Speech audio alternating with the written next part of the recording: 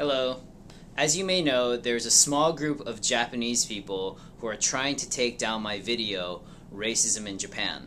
They have threatened me, reported my video to YouTube, posted my personal information, and are currently calling my former employer to pressure me into taking down the video. I've got numerous emails from my former Board of Education and school pleading with me to take down the video. Every day I consider taking down that video because I don't want to cause my former coworkers and friends any more trouble. It's easy for a lot of my supporters to say that I shouldn't take down the video and I should stand up for what is right. But I don't think they understand just how busy Japanese teachers are this time of year, and how much these phone calls are causing more stress and anxiety in their lives. I understand very clearly that this is causing my former coworkers and friends a lot more trouble than they want to deal with, but I still cannot take down the video. The censorship of education and media regarding racism and discrimination in Japan is the reason why I made the video in the first place. And I hope my former coworkers, being teachers and educators, can appreciate my stance against censorship. Now, why do some Japanese people really want me to take down this video? I will go over some of the reasons they've said. Some Japanese people, including some of my Japanese friends, think that if you don't talk about racism and discrimination, eventually people will forget about it and the problem will go away.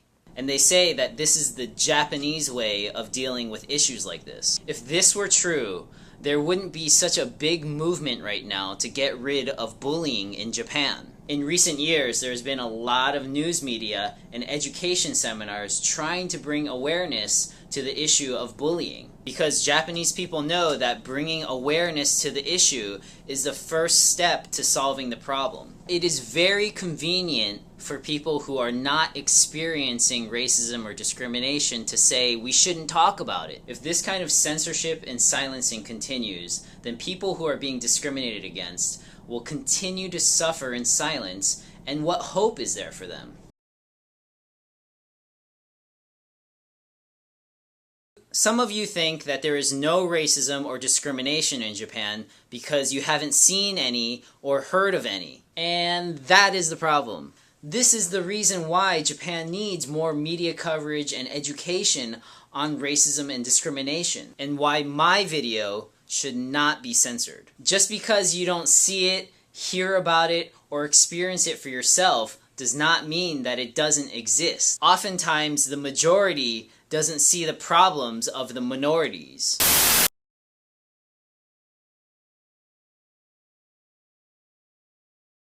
Some Japanese people are saying that my video is full of mistakes and that non-Japanese people will start to think badly of Japanese people from watching my video. Now, if my video is full of mistakes, people will find out very quickly because they can just search on Google for the truth. And if you're really worried about how non-Japanese people will view Japanese people, then you probably shouldn't try to censor my video by posting my personal information and harassing my former coworkers.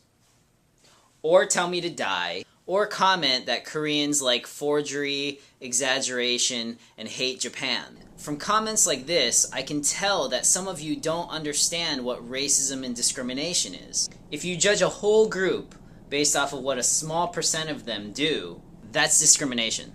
I know what you're gonna say, but a large percent of Koreans do bad things in Japan. Not true.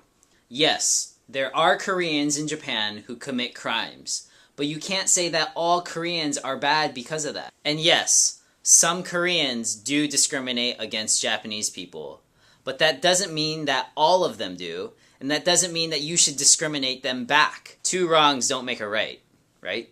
If you assume that I was Chinese or Korean American, like these people did, just because I was speaking on racism and discrimination in Japan, then that is racist thinking. Basically, you have the stereotype that Chinese and Koreans complain and criticize a lot. So their opinions are invalid, don't matter, and should be ignored. Just like I urge my students to examine their stereotypes for various groups of people, I encourage you to do the same. Where are these stereotypes coming from? TV shows, news, your grandparents, or your direct experience. In any large group of people, there are going to be murderers and rapists, but they represent a very small percent of the whole. The only time that I can think of where a large percent of people from a group murder and rape people is during a war or genocide. And that is often fueled by racism and discrimination and thinking that the enemy is an other. And when you start to think in this way, you don't see that your enemy wants exactly what you want: happiness and peace. Like I told my students at the end of my racism and discrimination lesson, please don't believe me just because I am handsome, funny, and intelligent. Go out, research it for yourself, and find the truth. Goodbye.